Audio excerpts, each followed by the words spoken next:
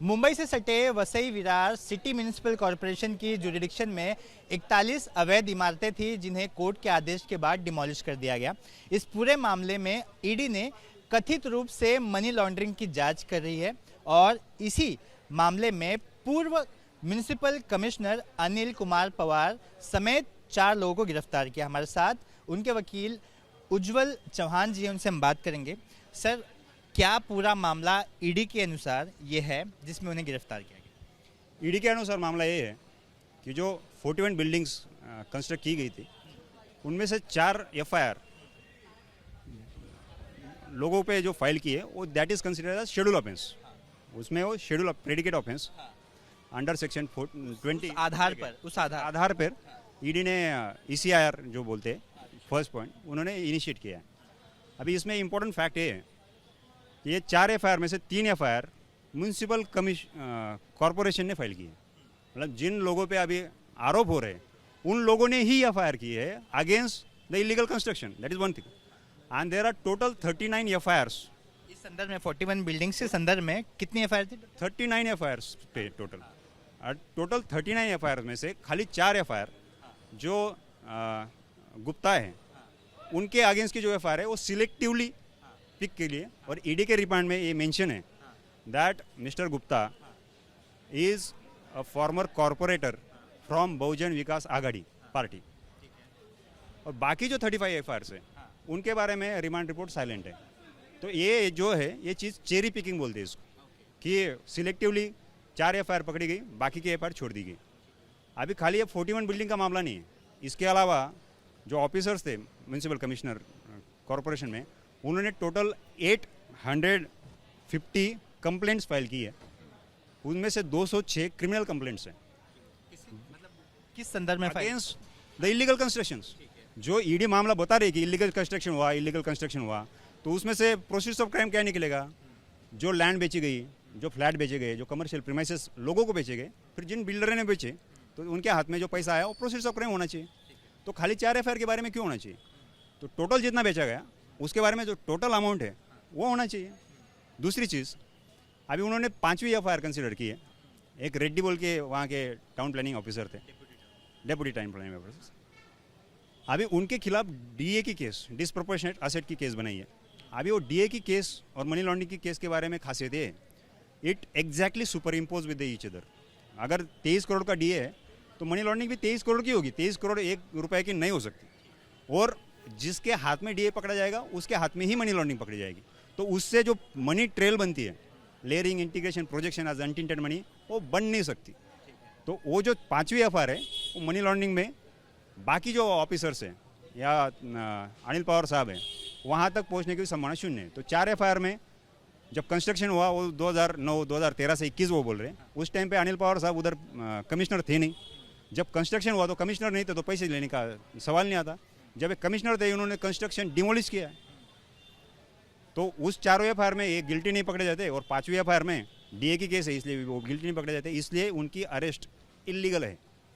आपका कहना है, लेकिन ईडी का क्या दावा है? उनका क्या रोल ईडी बता रही है इस पूरे केस में? कुछ तो बता रही हो जिस आधार पर गिरफ्तारी की गई। ईडी ने रोल ये बताया कि ये मोडस ऑपरेंडी थी कि इलीगल कंस्ट्रक्शन बनाए जाते थे, उसको प्रोटेक्शन दिया जाता था, और प्रोटेक्शन का रेट फिक्स होता था, और वो रेट अलग अलग जो ऑफिसर्स थे उनमें बढ़ता था। उसमें कुछ सीए, बाकी कंसल्टेंट, ये भी लोग रहते थे। तो ईडी ने ओवरऑल जनरल स्टेटमेंट दिए। स्पेसिफिक हमने पूछा कोर्ट के दरख्वास्त की कि एग्जैक्टली प्रोसीड्स ऑफ क्राइम कितना है बताओ, कि 4 एफआईआर में भी पकड़ लो कि कितने अमाउंट का सेल हुआ, कितने यूनिट सेल हुए, उस सेल में से कितने पैसे जनरेट हुए वो बताओ। आज की डेट में ईडी के पास इस सवाल का जवाब नहीं था। ईडी ने ये नहीं बताया कि टोटल 41 बिल्डिंग सेल करके ये 100 करोड़ आए, 500 करोड़ आए, 1000 करोड़ आए। ईडी ने उसके बारे में कुछ नहीं बोला। ED has pointed out one line saying there is cash seizure of 45 lakhs. अभी 45 लाख अगर वो रिलाई कर रहे हैं तो ये बहुत छोटा अमाउंट है। ईडी जो बनी है वो बहुत बड़े क्राइम को इन्वेस्टिगेट करने के लिए इंटरनेशनल कोनोटेशन से, उसको वियना कन्वेंशन है, United nation convention against narcotics, drugs and psychotropic substance, 45 lakh के लिए ईडी बनी नहीं है। देखिए, मनी लॉन्ड्रिंग मामले की जांच करने के लिए ईडी का फॉर्म बनाई गई है और इसी सब मामले की जांच कर रही है, जिसमें कई बार ईडी ने बड़े मंत्रियों को गिरफ्तार किया है, बड़े अधिकारियों को गिरफ्तार किया है। ये आईएएस की गिरफ्तारी हमने देखी। आपने जिस तरह से कहा कि चेरी पिकिंग हुई है, और कोर्ट में आपने ये भी कहा, दो राजनीतिक पार्टियों के नाम लिया आपने, शिवसेना शिंदे गुट और बीजेपी का नाम लिया, और कहा कि दोनों की रिफ्ट की वजह से इन्हें गिरफ्तार किया गया है। क्या ये पॉलिटिकली मोटिवेटेड केस बताना चाहते हैं आप कोर्ट के सामने? ये मुद्दा रखने का क्या पॉइंट था? मुद्दे का रखने का लिमिटेड पॉइंट ये था कि overall general modus operandi of ED कैसी है, उसके बारे में वो मुद्दा है, not related particularly to the case. Overall ED कैसे काम करती है इसके बारे में, content of the case and context of the case. जैसे भी मीडिया और social media, it forms the context of the case.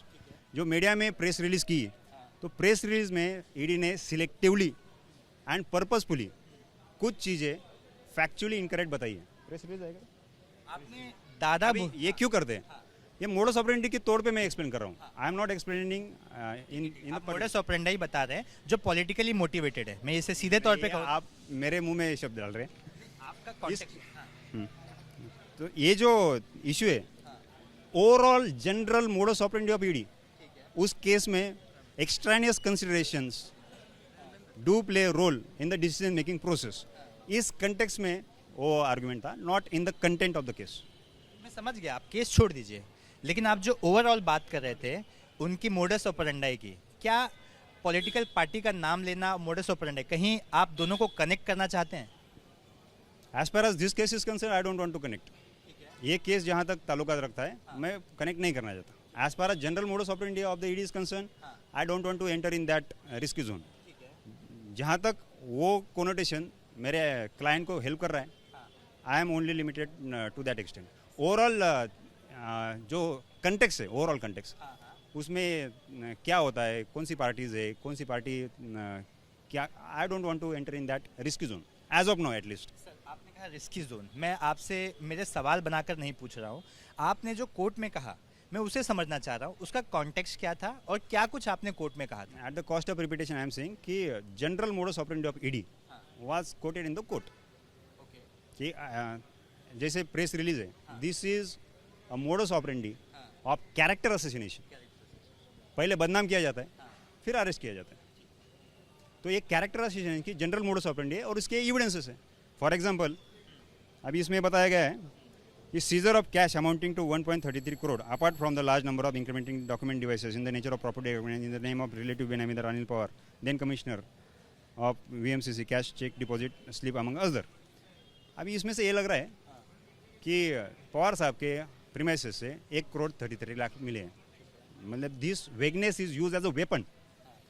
Fact is that from his premises 1 crore रुपए नहीं मिले, कुछ नहीं मिला। इस जो 1 करोड़ रुपए मिले वो एक बिल्डर के पास मिले, वो रिलेटिव है। रिलेटिव बिल्डर होना कोई क्राइम नहीं है, वो एक्सप्लेन किया हमने। और he is having independent income generating apparatus and he has fully explain that source of money. अगर हो भी सकता है उसमें, तो इनकम टैक्स की केस होगी and that is considered in Vijay Mallanath Chaudhary. ED cannot assume that is 1 crore is from proceeds of crime. ये आजम सिंह नहीं कर सकते, आजम सिंह कर रहे हैं। दूसरा एक पॉइंट कोर्ट में भी ये डिस्कस हुआ, और ये जनरल मोडस ऑपरेंडी के तहत इस केस में कैसे फेवरेबल है, इसके तौर पे मैं बोल रहा हूँ, not as a general modus operandi of last 3 lines है इसमें। Earlier search operations in the case led to the cash seizure of 8.94 crores approximately, diamond studded jewelry and bullion worth 23.25 crores, YS Reddy ji के पास से ऐसा दावा किया ED ने। and freezing bank balances shares mutual fund worth 13.86 crores। अभी यहाँ लिखा नहीं कि वाईएस रेड्डी जी के पास से मिला है। उनके वकील ने भी कोर्ट में कुछ कहा कि ये वकीलों के पैसे जो उनके क्लाइंट के थे, इनके नहीं है। वो क्या था? वो एक उनका मुद्दा था। मेरा मुद्दा ये है कि अभी ये प्रेस रिलीज जब हो रही है, तो इम्प्रेशन ये दिया जा रहा है कि ये जो कैश, डायमंड, यहाँ ये लिखा नहीं कि रेड्डी जी उनके प्रीमाइसेस से मिला। नहीं किया, किसके पास से क्या? तो क्यों नहीं किया? ये इनएडवर्टेंट मिस्टेक, गलती नहीं है, दिस इज डिज़ाइन। मतलब ऐसा किया जाता है, क्यों किया जाता है? For character assassination. कि पहले टारगेट फिक्स होता है, मोडस ऑपरेंडी बता रहा हूँ मैं, टारगेट फिक्स होता है कि अभी ये टारगेट करना है, और फिर उस टारगेट फिक्स करने के बाद उसके सपोर्ट में एविडेंसेस कलेक्ट करते हैं, फिर वो सिलेक्टिव मीडिया लीकेजेस होते हैं, ताकि वो जिसको अरेस्ट करना है उसके बारे में एक पब्लिक ओपिनियन बनाया जाए। और उसका जो डॉक्यूमेंट्री एविडेंसेस है, these are the documentary evidence. ये ईडी की प्रेस रिलीज है, उसमें ये लीकेजेस छोड़ रहे हो। जब उनको मालूम नहीं था मुझे अरेस्ट हुई, मीडिया को मालूम था उनको अरेस्ट हो गए। How it is happening? जब अरेस्ट को पता नहीं चल रहा है कि मैं अरेस्ट हूँ या नहीं हूँ, मीडिया को पता चल रहा है कैसे हो रहा है और क्यों हो रहा है। Selective leakages are attempts for character assassination and this is general modus operandi. Again I am repeating at the cost of repetition. Character assassination करके किसी को क्या फ़ायदा होगा, मैं यहाँ समझना चाहूँ, क्योंकि ये भी क्लास 1 अधिकारी हैं, आईएएस हैं, कमिश्नर रह चुके हैं, अब दोबारा से एक अच्छी पद पर ही गए थे वो। कैरेक्टर असैसिनेशन करके किसका क्या फ़ायदा होगा, आपको क्या लगता है? Good question. कैरेक्टर असैसिनेशन करके क्यों फायदा, किसको होगा फ़ायदा और क्या फ़ायदा होगा? जब कोई सीनियर आईएएस ऑफिसर को अरेस्ट की जाती है, ये ऑर्डिनरी एक्शन नहीं है, ऑर्डिनरी केस नहीं है। उस केस में इसके रिपल्स इफेक्ट, इसका इम्पैक्ट होता है ओवरऑल ब्यूरोक्रेसी में। आज की तारीख में अगर महाराष्ट्र की ब्यूरोक्रेसी देखी जाए, all IAS officer, IPS officer, they are shattered from the core, मतलब हिल गए अंदर से। कि अगर आज एक आदमी के बारे में ये हो सकता है तो कल अपने बारे में हो सकता है, and this nonsense can happen to anybody. तो ये शैटरिंग इफेक्ट है ना, तो उसको लेजिटिमेसी देने की ज़रूरत होती है कि इनके बारे में क्यों। अभी इस केस में अगर देखा जाए, वो तो कमिश्नर बने 2022 में, उसके पहले भी तो कमिश्नर थे जिनके टाइम में ये कंस्ट्रक्शन था। अभी अगर यही लॉजिक पकड़ा जाए कि प्रोटेक्शन मनी लिया गया तो 2013 और 2021 ये उन्होंने टाइम पीरियड लिया है, तो 2013 से 2021 तक जो ऑफिसर वहाँ रहे, commissioner, deputy commissioner, assistant commissioner, town planner, deputy town planners, ये सब ऑफिसर्स के उन्होंने चार्ट बनाया है और ये नोशनल कैलकुलेशन कर रहे हैं। अगर नोशनल कैलकुलेशन इनके लिए एप्लीकेबल है तो ऑल द ऑफिसर्स जो इनकम्बेंट थे उनके लिए भी एप्लीकेबल है। अभी अगर ये नोशन पे जाए तो हर एक को पकड़ के तो अंदर ही करना चाहिए फिर तो। अभी ये ना होने के लिए क्या करते हैं, कैरेक्टर असैसिनेशन करते हैं। मतलब एक डिक्टम है, if you want to hang somebody defame him first and then hang. तो पहले चारित्र नहीं करता है। इनके बारे में ये नहीं बताया गया क्या that this is the person who has demolished 1 crore 25 lakh square foot illegal construction. ये बारे इसमें ना प्रेस रिलीज में आया है। This point was raised in the court, ED has objected कि it is as per the direction of the Supreme Court and High Court. Still the implementing authority is the commissioner. Commissioner has actually implemented and given the execution of those orders. आपने दादा भूसे का नाम लिया, आपने कहा कि मंत्री दादा भूसे के रिश्तेदार की बेटी के पति हैं, तो क्या इस लाइन का जिक्र करने की आवश्यकता क्यों पड़ी आपको? जो कंटेक्स्ट है ऐसे केसेस में, वो कंटेक्स्ट कोर्ट को मालूम होना चाहिए। जैसे Arnab Goswami versus Union of India की केस है, उसमें पैरा नंबर जे है। Honourable Supreme Court has came down heavily against the arresting authorities. उनमें ये बोला गया है कि it is a duty across the spectrum of judiciary including the district judiciary, high court and supreme court to protect the liberty of the citizen of the country. Human liberty, नहीं उधर अंग्रेजी में लिखा है वो तो, human liberty is as tenacious as can be across all eras of human civilisation. कि स्वतंत्रता का अधिकार ये मौलिक अधिकार है और बहुत ही महत्वपूर्ण है। अभी ये जो है अर्नव गोस्वामी के केस में the context was considered bye supreme court. Another case आपने 3 पॉइंट कहा, मेरे को उस पर समझ, एक तो चेरी पिकिंग, कैरेक्टर असैसिनेशन, आपने ये भी कहा कि शिवसेना शिंदे और बीजेपी में रिफ्ट, आपने चौथा पॉइंट कहा दादा भूसे के रिश्तेदार की बेटी के पति। मतलब आप सारी चीज़ें मतलब क्या ये बताना चाहते हैं कि ये केस जो है राजनीति से प्रेरित है या फिर जो जांच एजेंसी अपने पावर का मिसयूज़ कर क्या कर रहे हैं? मतलब आप राजनीति भी जोड़ रहे हैं, आप कैरेक्टर असैसिनेशन भी लगा रहे हैं, वो समझ के बाहर है। अगर आप सरल भाषा में दर्शकों को बता पाएँ कि आखिर क्या मकसद है आपका इन तमाम बातों का उल्लेख करने के? समराइज करता हूँ मैं, 2 ही चीज़ें। पहली चीज़ the content of the case and दूसरी चीज़ कंटेक्स्ट ऑफ द केस। मैं कंटेक्स्ट की बात करके कंटेंट आपने बता दिया है, कंटेक्स्ट लेट मी कंप्लीट। तो कंटेंट ऑफ द केस जो है, ये केस में जो एविडेंस ऑन रिकॉर्ड आज की तारीख में है, they are not sufficient to arrest the person. ये तो कंटेंट हो गया। अभी अगर ऐसा है तो अरेस्ट क्यों हुई? क्योंकि I want to limit myself to this extend only कि मुझे कंटेक्स्ट में जाने में कोई दिलचस्पी नहीं है। लेकिन अगर मैं इतना ही आर्गूमेंट करता हूँ कि there is insufficient material on record to record reasons to believe that person is guilty of money laundering, तो इसका एक्सप्लेनेशन देना ज़रूरी है। तो वो आता है कंटेक्स्ट में। कंटेक्स्ट में क्या क्या आता है? Character association, political connotations and extraneous considerations. ये तीन चीज़ें जो कंटेक्स्ट में आती है। तो कंटेक्स्ट में कोर्ट को खाली एक जानकारी होनी चाहिए। Court must be aware about the facts on the ground. Political, तीन चीज़ें, एक media and social media leading to character association, political connotations and extraneous considerations. अभी इसका टाइमिंग भी अगर देखा जाए, वो क्यों है, दूसरा अभी क्यों, यही ऑफिसर क्यों, there are so many IAS officer who occupied the chair, why this particular officer then. अभी ये जो क्वेश्चन है रिलेवेंट क्वेश्चन है।